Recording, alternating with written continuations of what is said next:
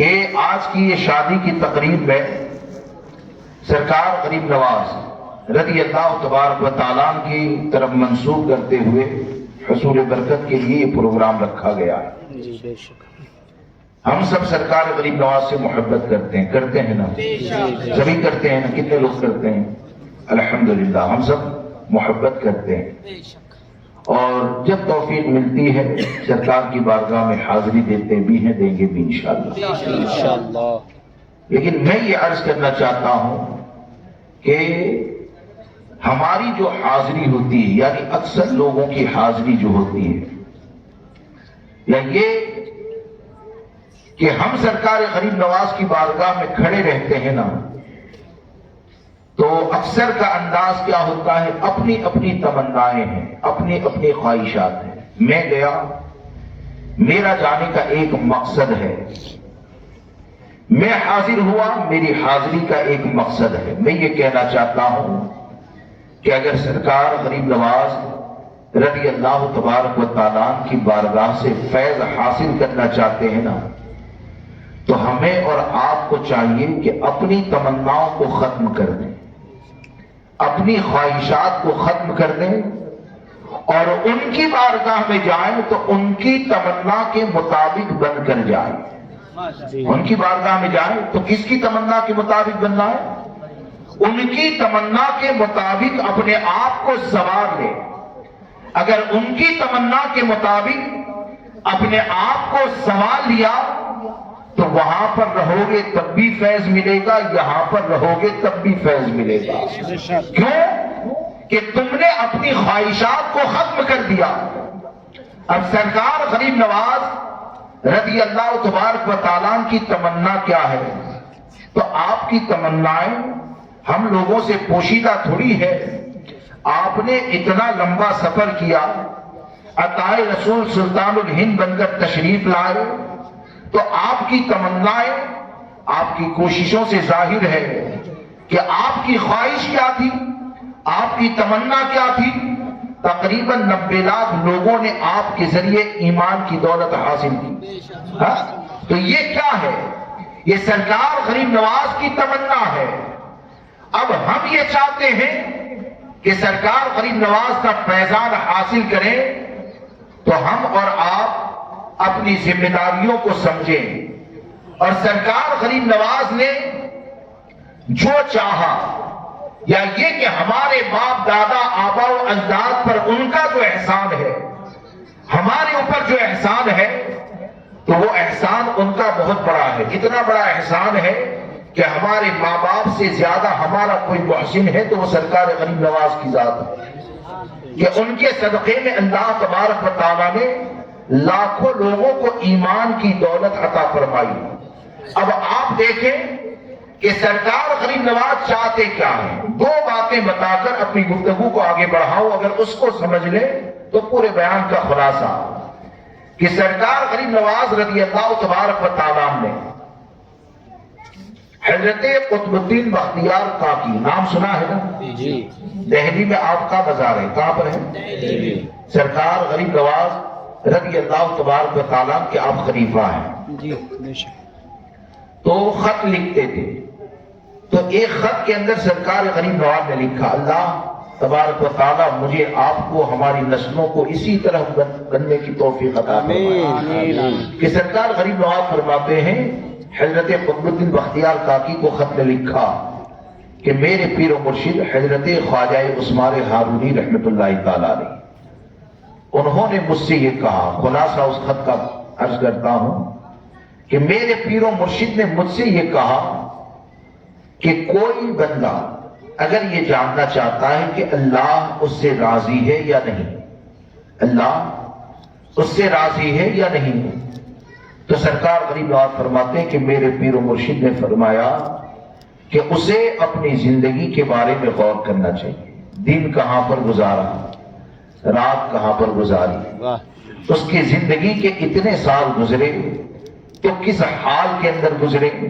بولے کہ میرے پیر و مرشد نے کہا کہ بندہ اگر اپنی زندگی کو اس طرح پائے کہ اس نے شریعت کی پابندی کرتے ہوئے زندگی کو گزارا ہے، حرام کاموں سے بچ گیا، نیک عمل میں ہمیشہ لگا رہتا ہے، تو سرکار غریب نواز فرماتے ہیں کہ میرے پیر و مرشد نے فرمایا کہ یہ اس بات کی دلیل ہے کہ اللہ اس سے راضی ہے۔ شریعت کی پابندی کرنا، نیک عمل کرنا، حرام کاموں سے بچنا، تو اس سے بولے کہ سمجھ میں آتا ہے کہ اللہ تبارک و تعالیٰ اس سے راضی ہے۔ اور پھر آپ نے ایک واقعہ ذکر فرمایا، حضرت قطب الدین بختیار کاکی کو خط کے اندر ایک واقعہ لکھا، حالانکہ وہ عورت جو ہوگی یقیناً 100% اللہ کی ولیہ ہوگی۔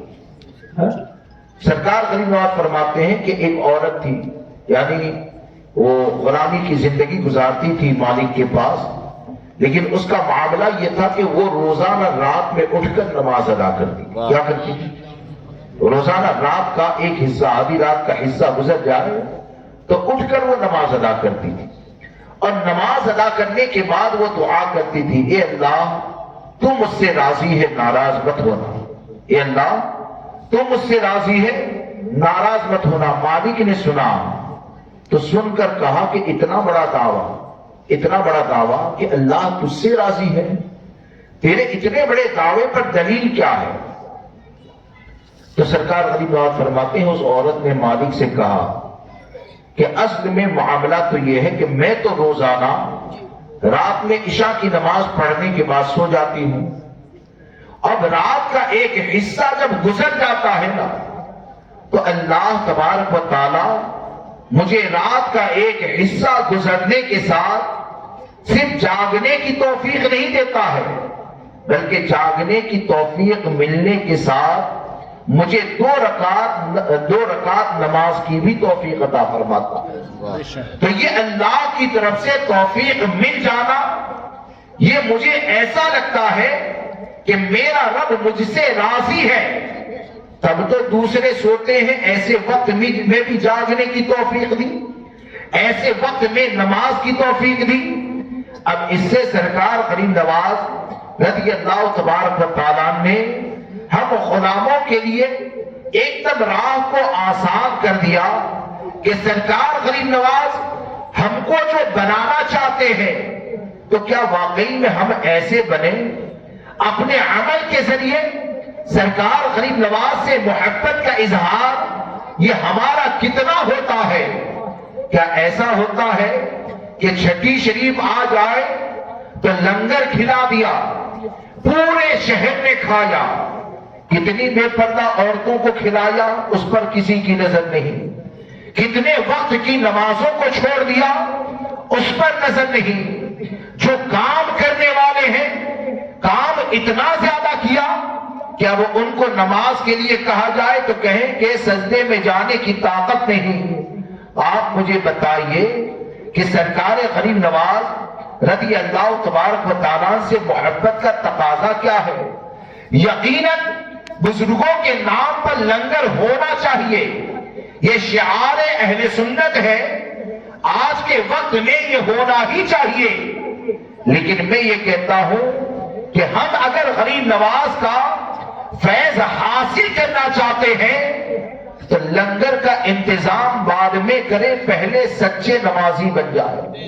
لنگر کا انتظام بعد میں کریں، شریعت کے پہلے پابند بن جائیں، اور یقین جانے کہ اگر شریعت کے پابند بننے کے ساتھ آپ نے 10 بریانی کی دیگ نہ بنائی، آپ نے ایک دیگ چاول نہیں بنائے، آپ کے ساتھ شریعت کی پابندی ہے، اور پابندی کے ساتھ اگر غریب نواز کے نام پر تم نے اپنے گھر کے بچوں کو شربت بھی پلا دیا تو ایک بے نمازی لنگر کرنے والا لنگر کرنے کے بعد غریب نواز کی بارگاہ سے جو پاتا ہے نا اس سے ہزاروں گنا زیادہ نماز کی حفاظت کرنے والا شربت پلا کر پا سکتا ہے، اس سے کئی گنا زیادہ شربت پلا کر پا سکتا ہے۔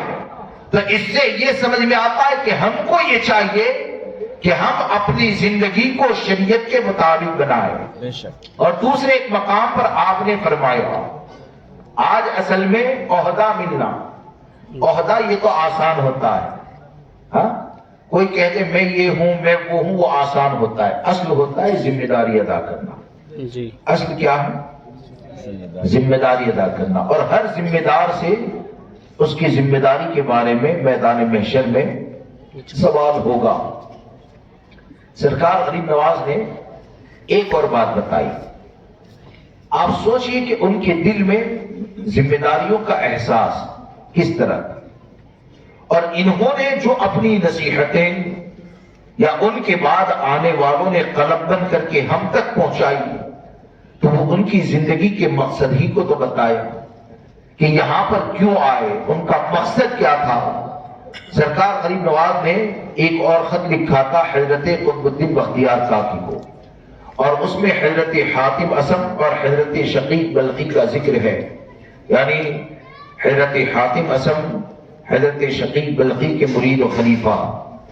تو حضرت شقیق بلخی نے ایک مرتبہ یہ کہا کہ تم میرے ساتھ یعنی میری خدمت میں 30 سال سے رہتے ہو، تو اپنے پیر کی خدمت میں 30 سال رہ کر تم نے کیا پایا؟ تو انہوں نے 8 چیزوں کا ذکر کیا۔ موضوع کی مناسبت سے میں 2 باتیں عرض کرتا ہوں کہ حضرت حاتم اسم عرض کرتے ہیں کہ حضرت آپ کی صحبت میں رہا، آپ کی بارگاہ میں 30 سال رہا، تو 30 سال رہ کر میں نے یہ دیکھا، دنیا والوں کے حال کو دیکھا کہ ہر کسی کا کوئی نہ کوئی محبوب ہوتا ہے کہ جسے دیکھ کر وہ خوش ہوتا ہے، جس کے قریب بیٹھ کر وہ راضی ہوتا ہے، وہ اس کے لیے خوشی کا ذریعہ ہوتا ہے، اس کے دل کے سکون کا ذریعہ ہوتا ہے۔ تو میں نے یہ دنیا والوں کے تعلق کو دیکھا، دنیا والوں کی محبت کو دیکھا، تو میں نے یہ پایا کہ کوئی محبوب تو ایسا ہے جو بیماری تک ساتھ میں رہتا ہے پھر دور ہو جاتا ہے، کوئی محبوب تو ایسا ہے کہ قبر میں جانے تک ساتھ رہتا ہے اور بعد میں دور ہو جاتا ہے۔ تو میں نے اس بات کے اوپر غور کیا کہ یہ دنیا والے مختلف لوگوں سے جو محبت کرتے ہیں، تو کوئی تو بیماری تک خوش کرنے والا ہے، کوئی تو انتقال تک خوش کرنے والا ہے، تو آپ کی صحبت میں رہ کر میں نے اس نور کو حاصل کر لیا کہ مجھے کس سے محبت کرنی ہے تاکہ قبر میں جانے کے بعد بھی وہ میرا محبوب کام آئے۔ تو آپ کی صحبت میں رہ کر میں نے اس چیز کو جان لیا کہ مجھے شریعت کی پابندی کرنی ہے، مجھے نیک عمل کرنا ہے، مجھے گناہوں سے بچنا ہے۔ کیوں کہ جب تمام محبوب اور رشتے ختم ہو جائیں گے اور دنیا میں شریعت پر عمل کرتے ہوئے زندگی گزاری ہوگی، نیک عمل کے ساتھ زندگی گزاری ہوگی، اگر حرام سے بچا ہوگا تو قبر میں جانے کے بعد اللہ تبارک و تعالیٰ میرے نیک اعمال کو میرا ایسا محبوب بنا دے گا کہ اسی کے ذریعے اللہ میری قبر کو روشن فرما دے گا۔ اب آپ مجھے بتائیے کہ سرکار غریب نواز کی یہ جو تعلیمات ہے اور آج کے ماحول میں ہمارے جو حالات ہیں، بالخصوص شادی کی تقریب ہے، تو سرکار غریب نواز نے تو ہم کو ذمہ داریوں کے حوالے سے بتایا۔ اب آج کے وقت میں شادی کرنے والے شادی کرتے ہیں، ذمہ داریوں کا احساس کیا ہے؟ لوگوں کی جہالت دیکھیں، دین سے دوری دیکھیں کہ آج حالات کیا ہو گئے۔ بولے کہ شادی کرنے کے لیے کیا چاہیے؟ بولے کہ لڑکا 22 سال کا ہو گیا تو شادی کر دو، لڑکی 18 سال کی ہو گئی شادی کر دو، اور بولے کہ کچھ نہیں چاہیے، پیسہ چاہیے تو شادی کر دی جائے۔ آپ نے کبھی اس بات پر غور کیا کہ جو لڑکی نکاح کرنے کے لیے جا رہی ہے نا، تو نکاح کرنا، شادی کرنا یہ صرف جسمانی خواہشات کی تسکین کا ذریعہ نہیں ہے، یہ ایک بہت بڑا عہدہ ہے، یہ ایک بہت بڑا عہدہ ہے۔ یعنی ایک ہماری بچی نکاح کرے گی تو ہو سکتا ہے 1 سال کے بعد اسے وہ منصب مل جائے کہ جس کے بارے میں یہ کہا گیا الجنت تحت اقدام الامہات، یعنی جنت یہ ماں کے قدموں تلے ہوتی ہے۔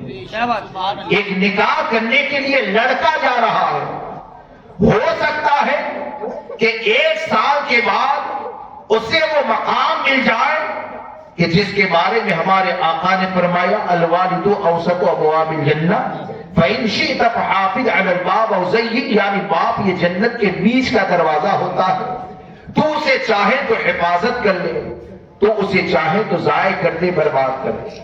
اب آپ سوچیں کہ جس کی فضیلت حدیث میں یہ آئی، تو ایسی فضیلت والے منصب کے لیے صرف جوان ہو جانا کافی ہے؟ ایسی فضیلت کو پانے کے لیے صرف کاروبار کا سیٹ ہو جانا یہ کافی ہے؟ ایسی فضیلت کو حاصل کرنے کے لیے صرف حسن و جمال کا ہونا یہ کافی ہوتا ہے؟ اس بات کو یاد رکھ کر چلے کہ آج دنیا میں جو تباہی اور بربادی کے دروازے کھلتے ہیں نا، اس کی ایک بہت بڑی وجہ یہ ہے کہ آپ دنیا میں عہدوں کو دیکھیں، منصب کو دیکھیں، تو آپ کو یہ نظر آئے گا کہ چاروں طرف جاہلوں کا قبضہ ہوتا جا رہا ہے، نااہل لوگ قابض ہوتے جا رہے ہیں۔ آپ مسجد کو دیکھیں کہ متولی بنا تو کس بنیاد پر بنا؟ بولے کہ مال زیادہ ہے تو متولی بن گیا۔ کیا ہو بھائی؟ مال زیادہ ہے تو متولی بن گیا۔ اب وہ جو ایک بار درود پاک پڑھ لیجیے، اللہم صلی علی سیدنا و مولانا محمد معدن الجود والکرم وآلہ واصحابہ وبارک وسلم، صلاۃ و سلام علیک یا سیدی یا رسول اللہ صلی اللہ تعالی علیہ وسلم۔ اب آپ نے کسی کو متولی بنا دیا۔ اب متولی یہ جانتا ہی نہیں ہے کہ اس مسجد میں کیا ہونا چاہیے، کیا نہیں ہونا چاہیے، یعنی ایسے جاہل کو متولی بنا دیا جائے کہ وہ آ کر امام کو کہتا ہے کس کا رد کرے گا، کس کی تعریف کرے گا، کس کا رد کرے گا، کس کا رد نہیں کرے گا۔ اب آپ مجھے بتائیں کیا متولی بننے سے علماء غلام ہو جاتے ہیں؟ ارے علماء یہ سردار ہیں، سردار ہی رہیں گے۔ جی بے شک، علماء یہ سردار ہیں، یہ سردار ہی رہیں گے۔ صرف متولی ہونے سے علماء کے اوپر تم کو کوئی عہدہ نہیں مل جاتا ہے۔ متولی اگر بنے ہیں تو کیا مسجد کے بارے میں سوال نہیں ہوگا؟ صرف طاقت کی بنیاد پر، پاور کی بنیاد پر، پیسے کی بنیاد پر اگر آپ نے دیوبندی وہابیوں کا رد بند کروا دیا، اگر آپ نے دیوبندیوں کے اعلان کو شروع کروا دیا کہ مر جائے تو مرحوم کہو، اعلان کرو، آپ نے جمعہ کے اندر پابندی لگائی کہ آپ یہ بولے وہ نہ بولے، تو میں یہ کہتا ہوں کہ عالم جو ہوتا ہے نا وہ متولی کی پرمیشن کا محتاج نہیں ہوتا ہے۔ عالم کو کیا بولنا ہے اور کیا نہیں بولنا ہے تو مدرسے میں اس کو یہی سکھایا جاتا ہے کہ وہ فارغ ہونے کے بعد کیا بولے گا، کیا نہیں بولے گا۔ اور جب سرکار صلی اللہ تعالی علیہ وسلم نے علماء کو علم ظاہر کرنے کے بارے میں حکم دے دیا تو جس نبی کا تو کلمہ پڑھتا ہے، ہم کلمہ پڑھتے ہیں، جب ہمارے آقا نے فتنوں کے خلاف آواز اٹھانے کا حکم دے دیا تو امام الانبیاء کی بارگاہ سے حکم ملنے کے بعد ایک عالم سیٹ کے حکم کا محتاج نہیں ہوتا ہے، متولی کے حکم کا محتاج نہیں ہوتا ہے، کمیٹی کے حکم کا محتاج نہیں ہوتا ہے۔ لیکن یہ کہ عہدہ دے دیا جاتا ہے، نااہلوں کو عہدہ دے دیا جاتا ہے۔ اب یہاں پر جو ماں باپ کا معاملہ ہے، لڑکا لڑکی کا معاملہ ہے، اکثر یہ دیکھا جاتا ہے کہ ایک بار درود پاک پڑھ لیجیے، اللہم صلی علی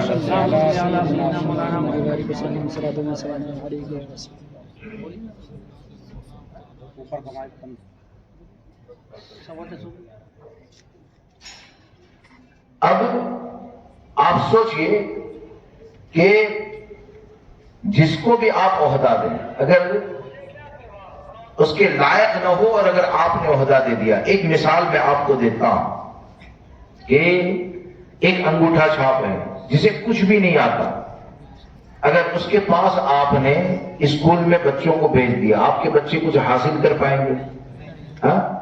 کیوں نہیں کر پائیں گے؟ جو کام لینا ہے اس کام کے وہ لائق ہی نہیں ہوتا ہے، وہ کام کے لائق ہی نہیں ہوتا ہے۔ اور حقیقت یہ ہے کہ آج کی شادیاں جو ناکام ہوتی ہے اس طور پر کہ طلاق ہوتا ہے، یا ہوتا یہ ہے کہ مرد اور عورت یہ تو ایک دوسرے کی عزت کے محافظ ہے، لیکن یہ کہ منگنی کے بعد فون کے ذریعے خواب دکھانے والا، چاند تارے توڑ کر لانے کی باتیں کرنے والا، شادی کے بعد حال یہ ہوتا ہے کہ سبزی لانے میں پریشان ہو جاتا ہے۔ آخر اس کی وجہ کیا ہے؟ کیا کبھی آپ نے اس بات پر غور کیا، کبھی سوچا؟ یہ حقیقت یہ ہے کہ جب نکاح کے مقصد کو آپ سمجھیں گے ہی نہیں، نہ نکاح کرنے والا لڑکا سمجھے گا، نہ نکاح کرنے والی لڑکی سمجھے گی، تو حال یہ ہوتا ہے کہ ان سے پھر جو نسلیں چلتی ہے، تو باپ کو اپنی ذمہ داری پتہ ہی نہیں، لڑکا جوان ہو رہا ہے، جوان ہو کر محلے میں چھیڑ خانی کر رہا ہے، لڑکا جوان ہو رہا ہے، جوان ہونے کے بعد کڑے پہنتا ہے، لڑکا جوان ہوتا ہے، جس جگہ پر بیٹھ جائے لوگوں کی عزتیں اچھالتا ہے۔ یہ کیوں ہوتا ہے؟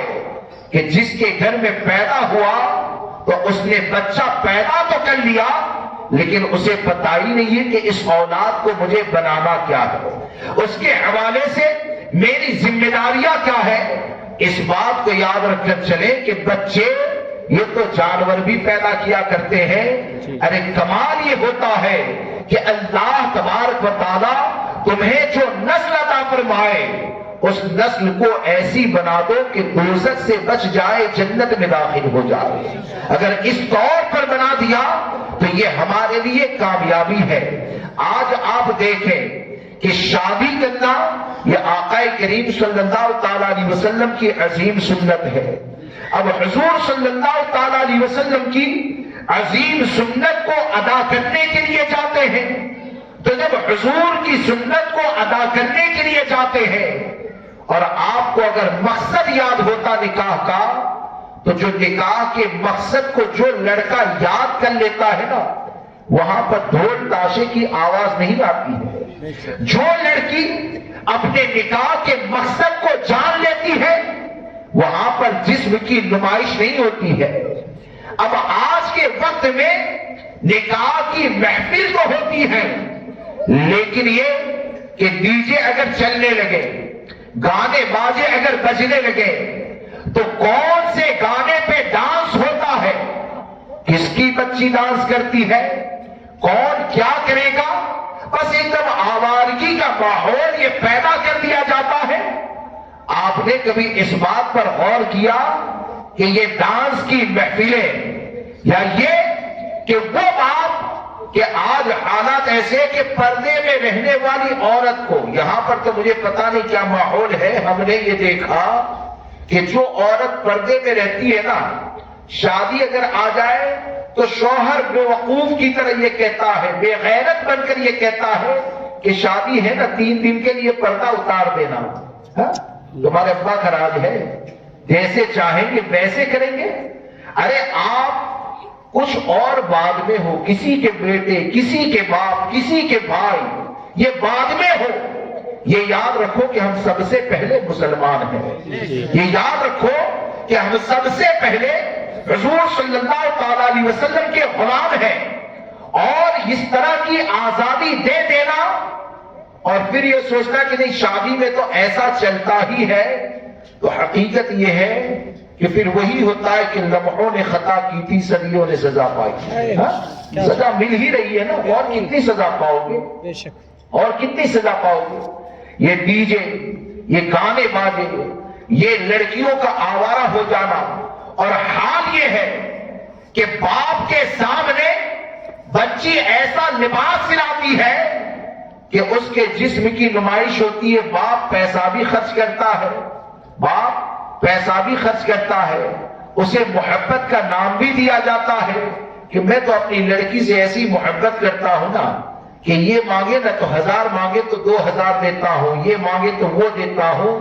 اس بات کو یاد رکھ کر چلے، یہ سب چیزیں مت دو، اپنی بچیوں کو صرف یہ دے دو کہ ان کو سیدہ فاطمہ کی کنیزہ بنا دو۔ اگر سیدہ فاطمہ کی کنیزہ بنا دیا نا تو جھونپڑے میں بھی اگر بچیوں کا انتقال ہوگا، دنیا کی کوئی ڈگری، کوئی سند نہ ہوگی، اور بغیر سند کے بھی اگر میدان محشر میں اٹھے گی تو سیدہ کا ایک اشارہ ہماری بچیوں کو جنت میں داخل کر دے گا. اس لیے اپنی بچیوں کو دینا ہے تو سیدہ کی کنیزہ بناؤ. اور یہ کہ ڈی جے کا ماحول، یہ گانے باجے کا ماحول آپ جانتے ہیں اس کے ذریعے نقصان کیا کیا ہو سکتا ہے. یعنی ڈانس کرنا یہ خوشی کا اظہار ہی تو ہے. کیا ہے ڈانس کرنا؟ یہ خوشی کا اظہار ہی تو ہے. اب اس کے اندر کیا بجتا ہے، کیا سمجھے کیا نہیں سمجھے، کس جگہ پر اللہ کی ذات کی توہین کی جاتی ہے، کس جگہ پر اسلامی عقیدے پر حملہ کیا جاتا ہے، کہاں پر جا کر اللہ تبارک و تعالیٰ کے علم کا انکار کیا جاتا ہے، کس گانے کے اندر کسی عورت کو خدا کہا جاتا ہے، یہ کچھ بھی پتا نہیں ہے. اندھے بن گئے، شادی کرنے کے لیے جا رہے، ڈانس کر رہے، دلہا بھی جھولے گا وہ بھی جھولے گا، اور بعد میں کیا ہوگا؟ رے ایمان ہی نہیں بچے گا. ایمان ہی اگر نہ بچا تو تیری نسلوں سے کیا امید رکھتا ہے کہ تیرا لڑکا سچا غلام امام حسین بن جائے گا؟ کیا تو یہ امید رکھتا ہے ڈانس ہونے کے بعد کہ تیری بچی اپنی زمانے میں رابعہ بصریہ کی ثانیہ بن جائے گی؟ ارے ہم کہاں پر جا رہے ہیں؟ کچھ تو غور کریں، اپنی زبان کی حفاظت کریں. اور یہ گانے باجے، اس کو بجانا، اس کو سننا، یہاں پر دو باتیں یاد آتی ہے، اس کو سن لیجئے. میں اپنی بات کو ختم کرتا ہوں کہ یہ زبان جو ہے نا، زبان یہ اللہ تبارک و تعالیٰ کی عطا کردہ بہت بڑی نعمت ہے. بے شک. حضرت لقمان سے اسے فقیہ ابو اللیث سمرقندی رحمت اللہ تعالیٰ علیہ، جن کو فخر الاعناق بھی کہا جاتا ہے، اور یہ وہ بزرگ ہیں کہ جن کی کتابوں کے حوالے سلطان الہند سرکار غریب نواز رضی اللہ تبارک و تعالیٰ کی واعظ و نصیحت میں بھی ملتے ہیں. انہوں نے اپنی کتاب میں ایک بات تحریر فرمائی کہ حضرت لقمان سے کسی نے سوال کیا تھا کہ حضرت یہ بکری ہے، اس کے جسم کا جو سب سے بہتر حصہ ہے نا آپ اسے دیجئے. تو حضرت لقمان نے بکری کو ذبح کیا، اور ذبح کرنے کے بعد اس بکری میں سے زبان اور دل کو نکالا، اور یہ دونوں کو بھون کر دیا. پھر لوگوں نے کہا یہ دوسری بکری لیں، اس میں سے سب سے برا حصہ نکال کر دیجئے. حضرت لقمان نے پھر زبان اور دل کو لیا، بھون کر دیا.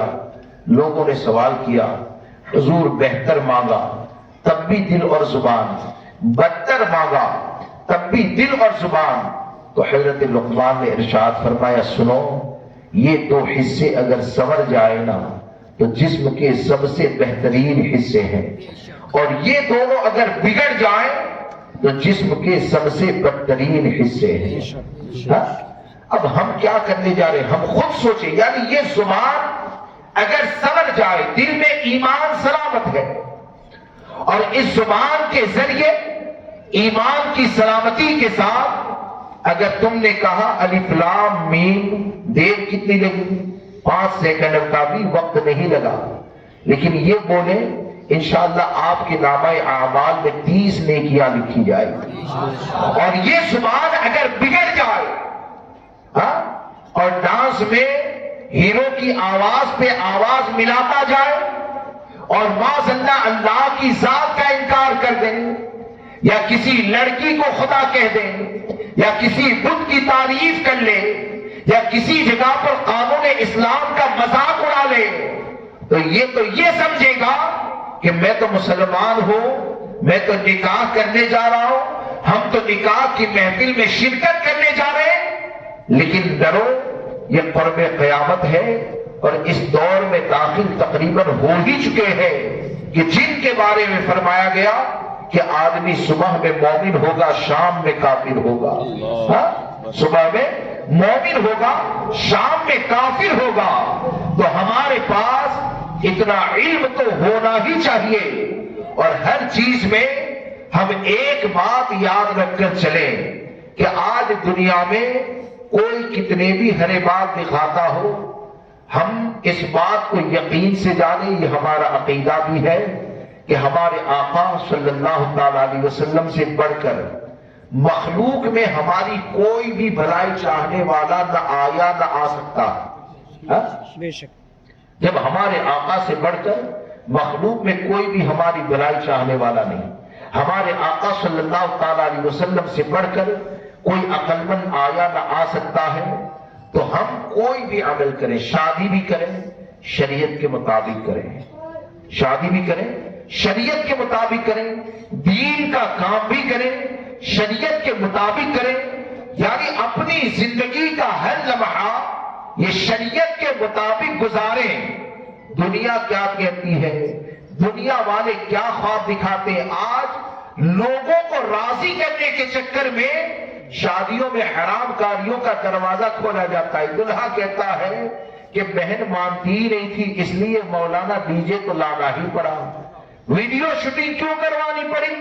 بولے کہ چاچی کہتی تھی کہ ویڈیو اگر نہیں رکھا تو میں شادی میں نہیں آؤں گی.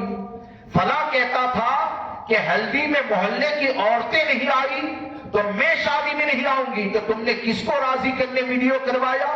چاچی کو راضی کرنے ویڈیو کروایا، بہن کو راضی کرنے کے لیے ڈی جے لگوایا، اور کسی کو راضی کرنے کے لیے حرام کام کیا. تو میدان محشر میں جب سوال ہونا تو چاچی کو لے جانا، بہن کو لے جانا، اور جس کے لیے تم نے گناہ کیا ہے اس کو لے جانا. اور کیا کہہ سکتے ہیں؟ میدان محشر میں یہ جب ان کو بلاؤ گے تو نہ چاچی نظر آئے گی، نہ بہن نظر آئے گی، نہ خالہ نظر آئے گی. ہم اپنا مزاج یہ بنائیں کہ شریعت کا قانون توڑنے کا اگر چاچی کہتی ہے، اور چاچی اگر کہے کہ اگر ویڈیو شوٹنگ نہ ہوا تو میں نہیں آؤں گا، تو دلہے کا مزاج یہ ہونا چاہیے کہ چاچی کا بائیکاٹ کر دے، شریعت مطہرہ پر عمل کرے. دلہے کا مزاج یہ ہونا چاہیے کہ بہن کا بائیکاٹ کر دے، لیکن یہ کہ شریعت کی پابندی کرے. اگر یہ تمہارا مزاج رہا تو یہ اللہ تبارک و تعالیٰ نے زندگی جو عطا فرمائی ہے وہ اللہ رسول کی رضا حاصل کرنے کے لیے عطا فرمائی ہے. اگر اس طرح گناہ کرنے کی دعوت دینے والوں کا اگر بائیکاٹ کرتے گئے، اور میں تو کہتا ہوں بائیکاٹ کرتے کرتے اگر تیرے نکاح میں 5 بھی بچ جاتے ہیں نا تو انشاءاللہ وہ 5 کو کھلانا جنت میں جانے کا ذریعہ ہوگا. کیوں کہ تم نے جتنی تکلیفیں اٹھائی، جتنی پریشانیاں اٹھائی ہے، جن کا بائیکاٹ کیا ہے، وہ اللہ رسول عز و جل و صلی اللہ تعالی علیہ وسلم کی رضا کی خاطر کیا ہے.